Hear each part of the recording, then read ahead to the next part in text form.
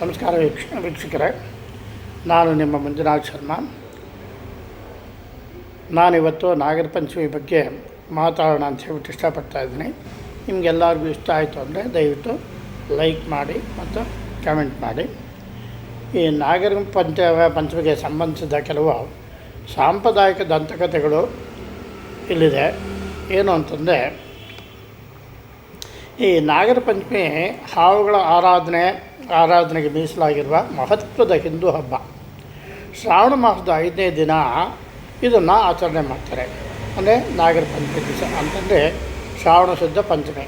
ಕರ್ನಾಟಕ, ತಮಿಳುನಾಡು, ಮಹಾರಾಷ್ಟ್ರ ಮತ್ತು ಆಂಧ್ರ ಪ್ರದೇಶದಂತಹ ಪ್ರದೇಶಗಳಲ್ಲಿ ಈ ಹಬ್ಬ ವಿಶೇಷವಾಗಿ ಮಹತ್ವದ್ದಾಗಿದೆ.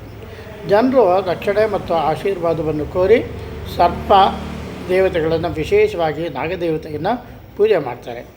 ನಾಗರ ಪಂಚಮಿಗೆ ಸಂಬಂಧಿಸಿದ ಕೆಲವು ಸಾಂಪ್ರದಾಯಿಕ ದಂತಕಥೆಗಳು ಇಲ್ಲಿದೆ. ಅದು ಯಾವುದಪ್ಪ ಅಂತಂದರೆ, ಹಿಂದೂ ಪುರಾಣಗಳ ಪ್ರಕಾರ ಸರ್ಪಗಳ ರಾಜನಾದ ವಾಸುಕಿ ಸಾಗರ ಮಂಥನದ ಸಮಯದಲ್ಲಿ ಸಮುದ್ರ ಮಂಥನ ಅಂದರೆ ನಿರ್ಣಾಯಕ ಪಾತ್ರ ಇವನೇ ವಹಿಸಿದ್ದು. ಯಾಕೆಂತಂದರೆ ಇವರೇ ಇಲ್ಲದೆ ಆಯಿತು ಅಂತಂದರೆ ಮಂದ್ರ ಪರ್ವತನ ಕಡಿಯೋದು ಹಾಗೆ. ಅದರಿಂದ ದೇವತೆಗಳು ಮತ್ತು ರಾಕ್ಷಸರು ಅಮೃತ ಪಡಿಬೇಕು ಅಂತ ಹೇಳ್ಬಿಟ್ಟು ಯಾವಾಗ ಇಷ್ಟಪಡ್ತಾರೋ ಅದಕ್ಕೆ ಆವಾಗ ಸಾಗರ ಮಂಥನವನ್ನು ಮಾಡುವಾಗ ವಾಸುಕಿ ಮಂದಾರ ಪರ್ವತವನ್ನು ಸುತ್ತಕೊಂಡು ಹಗ್ಗದಂತೆ ವರ್ತಿಸಿದ. ಭಗವಾನ್ ಶಿವನು ವಾಸುಕಿ ಭಕ್ತಿಗೆ ಮೆಚ್ಚಿದನು ಮತ್ತು ಅವನ ಕುತ್ತಿಗೆಗೆ ಆಭರಣವಾಗಿ ಧಾರಣೆ ಮಾಡಿಕೊಂಡ ಈ ನಾಗದೇವತೆಯನ್ನು. ಇದು ನಾಗರ ಪಂಚಮಿ ದಿವಸನೇ ನಡೆದಿದ್ದರಿಂದ ಇದಕ್ಕೆ ನಾಗರ ಪಂಚಮಿ ಅಂತ ಹೇಳ್ತಾರೆ. ಇನ್ನೊಂದು ಆಖ್ಯಾನ ಏನಪ್ಪ ಹೇಳ್ತಾರೆ ಅಂತಂದರೆ, ನಾಗರ ಪಂಚಮಿ ಮತ್ತು ಭಗವಾನ್ ಕೃಷ್ಣನ ಕಥೆ. ಒಂದು ಪ್ರಸಿದ್ಧವಾದ ದಂತಕಥೆಯಲ್ಲಿ ಯಮುನಾ ನದಿ ನೀರನ್ನು ವಿಷಪೂರಿತಗೊಳಿಸುತ್ತಿದ್ದ ಮಾರಣಾಂತಿಕ ಸರ್ಪವಾದ ಕಾಳಿ. ಈ ಕಾಳಿಯನ್ನು ತುಂಬ ಪುಟ್ಟ ಕೃಷ್ಣ ನಿಗ್ರಹ ಮಾಡ್ದ, ಅಂದರೆ ಅವನು ಸಾಯಿಸ್ದ, ಇದನ್ನು ಮಾಡ್ದ. ಕೃಷ್ಣನು ಕಾಳಿಯ ಹೆಡೆಗಳ ಮೇಲೆ ನಿಂತು ನರ್ತಿಸಿದಾಗ ಅವನಿಗೆ ಅತಿಯಾಗಿ ನೋವಾಗಿ, ಕೃಷ್ಣ ನನ್ನನ್ನು ರಕ್ಷಿಸು ಅಂತ ಕೇಳಬೇಕಾದ್ರೆ ಅವನನ್ನು ಶರಣಾಗುವಂತೆ ಒತ್ತಾಯ ಮಾಡ್ದ. ಈ ಘಟನೆಯನ್ನು ನಾಗರ ಪಂಚಮಿ ಅಂದು ಕೆಡಕಿನ ಮೇಲೆ ಒಳಿತಿನ ವಿಜಯವಾಗಿ ಆಚರಣೆ ಮಾಡ್ತಾರೆ ಮತ್ತು ಹಾವುಗಳನ್ನು ಭಯಪಡುವುದಕ್ಕಿಂತ ಹೆಚ್ಚಾಗಿ ಪೂಜಿಸುವ ದಿನ ಇವತ್ತಾಗಿದೆ. ಬಾಕಿಯವರೆಲ್ಲ ಸಾಮಾನ್ಯ ಈ ಹಾವು ಕಂಡ್ರೆ ಹೆದರ್ತಾರೆ, ಆದರೆ ಇವತ್ತಿನ ಸಹ ವಿಶೇಷವಾಗಿ ಪೂಜೆ ಮಾಡ್ತಾರೆ. ಅದೇ ಇವತ್ತಿನ ವಿಶೇಷ. ಇನ್ನೊಂದು ಕಥೆ ಏನಪ್ಪ ಅಂತಂದರೆ, ಮತ್ತೊಂದು ಜನಪ್ರಿಯ ದಂತಕಥೆ ತನ್ನ ಹೊಲವನ್ನು ಉಳುಮೆ ಮಾಡುವಾಗ ಆಕಸ್ಮಿಕವಾಗಿ ಸರ್ಪವನ್ನು ಕೊಂದ ರೈತನ ಬಗ್ಗೆ ಹೇಳುತ್ತೆ. ನಾಗನ ಹೆಂಡತಿ ರೈತನ ಕುಟುಂಬವನ್ನು ಕೊಂದು ಸೇಡು ತೀರಿಸ್ಕೊಂಡು ಆದಾಗ್ಯೂ ರೈತನು ಕ್ಷಮೆ ಯಾಚಿಸಿದಾಗ ಮತ್ತು ಹಾವುಗಳನ್ನು ಗೌರವಿಸಲು ಆಚರಣೆಗಳನ್ನು ನಡೆಸಿದಾಗ ಸರ್ಪನ ಹೆಂಡತಿ ಅವನನ್ನು ಕ್ಷಮಿಸಿ ಅವನ ಕುಟುಂಬನ ಪುನಃ ಸ್ಥಾಪನೆ ಮಾಡ್ತಾಳೆ. ಈ ಕಥೆ ನಾಗರ ಪಂಚಮಿಯ ದಿನದಂದು ನಡೆದಿದ್ದರಿಂದ ಸರ್ಪಗಳನ್ನು ಗೌರವಿಸುವ ಮತ್ತು ಪೂಜಿಸುವ ಮಹತ್ವವನ್ನು ಒಂಥರ ಒತ್ತಿ ಹೇಳುತ್ತೆ. ಇನ್ನೊಂದು ಏನಂದರೆ, ಬ್ರಾಹ್ಮಣನ ಮಗಳು ಮತ್ತು ಹಾವು. ನಾಗರ ಪಂಚಮಿ ಎಂದು ಸಾಮಾನ್ಯವಾಗಿ ಹೇಳಲಾಗುವ ಕಥೆ, ಬ್ರಾಹ್ಮಣನ ಮಗಳು ತಿಳಿದೇ ಹಾವಿನ ಜೀವನ ಉಳಿಸಿದ ಬಗ್ಗೆ ಕೃತಜ್ಞತೆಯಾಗಿ ಹಾವು ಅವಳನ್ನು ಸಮೃದ್ಧಿಯಿಂದ ಆಶೀರ್ವಾದ ಮಾಡ್ತು ಮತ್ತು ಅವಳ ಕುಟುಂಬವನ್ನು ರಕ್ಷಣೆ ಮಾಡ್ತು. ಈ ಕಥೆ ಸರ್ಪಗಳ ರಕ್ಷಣಾತ್ಮಕ ಶಕ್ತಿಯ ಮೇಲಿನ ನಂಬಿಕೆಯನ್ನು ಒತ್ತಿ ಹೇಳುತ್ತೆ. ಈ ದಂತಕಥೆಗಳು ನಾಗರ ಪಂಚಮಿಯ ಆಳವಾದ ಸಾಂಸ್ಕೃತಿಕ ಮಹತ್ವ ಮತ್ತು ಹಿಂದೂ ಸಂಪ್ರದಾಯದಲ್ಲಿ ಸರ್ಪಗಳ ಗೌರವವನ್ನು ಪ್ರತಿಬಿಂಬಿಸುವ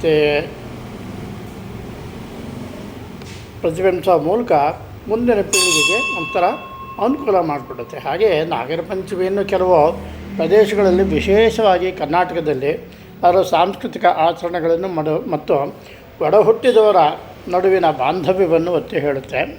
ಸಂಬಂಧಿತ ಕಥೆಗಳಿಂದ ಸಹೋದರ ಮತ್ತು ಸಹೋದರಿಯರ ಹಬ್ಬ ಎಂದು ಕರೆಯಲಾಗುತ್ತೆ. ಇಲ್ಲಿ ಏಕೆ ಸಹೋದರಿಯರಿಂದ ಸಹೋದರರ ರಕ್ಷಣೆ?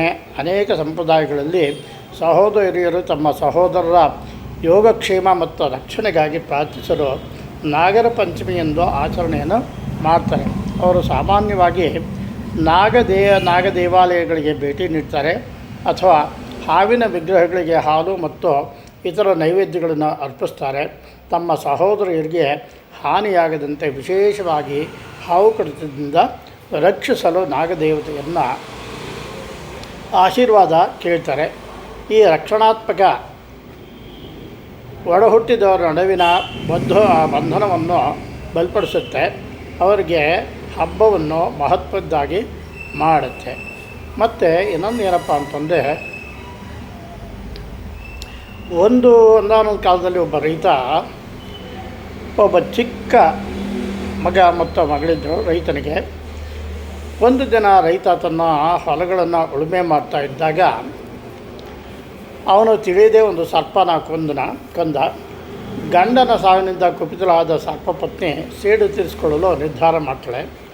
ರೈತ ಮತ್ತು ಅವನ ಕುಟುಂಬವನ್ನು ಕಚ್ಚಿ ಕೊಲ್ಲಲು ಯೋಚನೆ ಮಾಡ್ತಾಳೆ. ಮಾನವ ವೇಷ ಧಾರಣೆ ಮಾಡಿ ನಾಗರಹಾವು ರೈತನ ಮನೆಗೆ ಭೇಟಿ ನೀಡುತ್ತೆ. ರೈತನ ಮಗಳು ಸಹೃದಯ ಮತ್ತು ಧರ್ಮನಿಷ್ಠ ಹುಡುಗಿಯಾಗಿರುವುದರಿಂದ ಅತಿಥಿಯನ್ನು ಸ್ವಾಗತ ಮಾಡ್ತಾಳೆ ಮತ್ತು ಅವನ ನಿಜವಾದ ಗುರುತನ್ನು ತಿಳಿಯದೆ ಆತಿಥ್ಯ ನೀಡ್ತಾಳೆ. ಅವಳ ದಯೆಯಿಂದ ಸ್ಪರ್ಶಿಸಲ್ಪಟ್ಟ ಸರ್ಪ ತನ್ನ ನಿಜವಾದ ರೂಪ ಮತ್ತು ಉದ್ದೇಶವನ್ನು ಬಹಿರಂಗಪಡಿಸಿತು. ಆದಾಗ್ಯೂ ಹುಡುಗಿಯ ಭಕ್ತಿ ಮತ್ತು ಪ್ರಾಮಾಣಿಕತೆಯನ್ನು ಪ್ರೇರೇಪಿಸಲ್ಪಟ್ಟು ಸರ್ಪ ಅವಳನ್ನು ಮತ್ತು ಅವಳ ಕುಟುಂಬನ ಬಿಡಲು ನಿರ್ಧಾರ ಮಾಡ್ತು. ಇಲ್ಲದೇ ಇತ್ತು ಅಂತಂದರೆ ತುಂಬ ಕಷ್ಟ ಆಗೋದು. ಹಾಗೂ ನಾಗರ ಪಂಚಮಿಯಿಂದ ಸರ್ಪದೇವತೆಗಳನ್ನು ಗೌರವಿಸಲು ಮತ್ತು ತನ್ನ ತಂದೆಯ ಉದ್ದೇಶಪೂರ್ವಕ ಅಪರಾಧಕ್ಕೆ ಪ್ರಾಯಶ್ಚಿತ್ತ ಮಾಡಲು ಸರ್ಪವು ಹುಡುಗಿಯನ್ನು ಕೇಳಿಕೊಂಡಿತು. ಹುಡುಗಿ ನಿಷ್ಠೆಯಿಂದ ಪೂಜೆಯನ್ನು ನೆರವೇರಿಸ್ತಾಳೆ. ನಾಗದೇವತೆಗೆ ಹಾಲು ಮತ್ತು ಹೂಗಳನ್ನು ಅರ್ಪಿಸ್ತಾಳೆ ಮತ್ತು ವಿಶೇಷವಾಗಿ ಮಂಟಪವನ್ನು ಮಾಡಿ ಅಲ್ಲಿ ರಂಗವಲ್ಯಾದಿಗಳಿಂದ ಅಲಂಕರಿಸಿ, ಹಾಗೆ ಅಲ್ಲಿ ಒಂದು ನಾಗಮಂಡಲವನ್ನು ಬರೆದು ಆ ಮಂಡಲದ ಮೇಲೆ ಈ ಸರ್ಪದೇವತೆಯನ್ನು ಕೂರಿಸಿ ಅದಕ್ಕೆ ಬೇಕಾದ ರೀತಿಯಲ್ಲಿ ಆಚರಣೆ ಮಾಡ್ತಾಳೆ. ಬೇಕಾದ ನೈವೇದ್ಯಗಳನ್ನು ಕೊಡ್ತಾಳೆ. ಇದರಿಂದ ಇವಳ ಭಕ್ತಿಗೆ ಒಂಥರ ಸಂತೋಷ ಉಂಟಾಗುತ್ತೆ ಸರ್ಪಕ್ಕೆ. ಸರ್ಪ ಆಕೆಯ ಕುಟುಂಬನ ಕ್ಷಮಿಸಿದ್ದಲ್ಲದೆ ಅವರಿಗೆ ಸಮೃದ್ಧಿ ಕೂಡ ನೀಡುತ್ತೆ. ಈ ಕಥೆಯ ಮಹತ್ವ ಏನಪ್ಪ ಅಂತಂದರೆ, ಈ ಕಥೆಯಲ್ಲಿ ಸಹೋದರಿಯ ಭಕ್ತಿ ಮತ್ತು ನಾಗರ ಪಂಚಮಿ ಆಚರಣೆಯನ್ನು ಮಾಡುವ ಅವಳ ಕಾರ್ಯವು ತನ್ನ ಸಹೋದರ ಸೇರಿದಂತೆ ಅವರ ಕುಟುಂಬವನ್ನು ಸರ್ಪದ ಕೋಪದಿಂದ ರಕ್ಷಿಸುತ್ತೆ. ಈ ದಂತಕಥೆ ಒಡಹುಟ್ಟಿದವರ ರಕ್ಷಣೆ ಮತ್ತು ಪ್ರೀತಿಯ ವಿಷಯವನ್ನು ವಿವರಣೆ ಮಾಡುತ್ತೆ. ಇದು ನಾಗರ ಪಂಚಮಿ ಏಕೆ ಸಹೋದರರ ನಡುವಿನ ಬಾಂಧವ್ಯದೊಂದಿಗೆ ಸಂಬಂಧಿಸಿದೆ ಎಂಬುದು ಕೇಂದ್ರವಾಗಿದೆ. ಈ ಕಥೆಯು ಸರ್ಪದಿಂದ ಸಂಕೇತಿಸಲ್ಪಟ್ಟ ಪ್ರಕೃತಿ ಮತ್ತು ಅದರ ಜೀವಿಗಳನ್ನು ಗೌರವಿಸುವ ಮತ್ತು ಪೂಜಿಸುವ ಪ್ರಾಮುಖ್ಯತೆಯನ್ನು ಒತ್ತಿ ಹೇಳುತ್ತದೆ ಮತ್ತು ಭಕ್ತಿ ಮತ್ತು ಪ್ರಾರ್ಥನೆಗಳು ತರಬಹುದಾದ ರಕ್ಷಣಾತ್ಮಕ ಶಕ್ತಿಯನ್ನು ಸಹ ಒತ್ತಿ ಹೇಳುತ್ತೆ. ಆದ್ದರಿಂದ ನಾಗರ ಪಂಚಮಿಯನ್ನು ಅಣ್ಣ ತಮ್ಮದರ ಒಂದು ಹಬ್ಬ ಅಂತ ಹೇಳ್ಬಿಟ್ಟು ಹೇಳ್ಬೋದು. ಅವತ್ತಿನ ದಿವಸ ಸಾಮಾನ್ಯ ಅಣ್ಣ ತಂಗಿಗೆ, ತಂಗಿ ಅಣ್ಣನಿಗೆ ಬೇನಿಗೆ ಹಾಲನ್ನು ಎರೀತಕ್ಕಂಥದ್ದು, ಇದೆಲ್ಲ ಒಂದು ಬಾಂಧವ್ಯದ ಒಂದು ಗುಟ್ಟಾಗಿರುತ್ತೆ. ಅವತ್ತು ಸಾಮಾನ್ಯ ಯಾವ ತಂಗಿ ಅಣ್ಣನಿಗೆ ತನಿ ಎರೀತಾಳೋ ಅವತ್ತಿನ ದಿವಸ ಸಾಮಾನ್ಯ ಚೌತಿ ದಿವಸ ತನಿ ಎರೀತಾರೆ.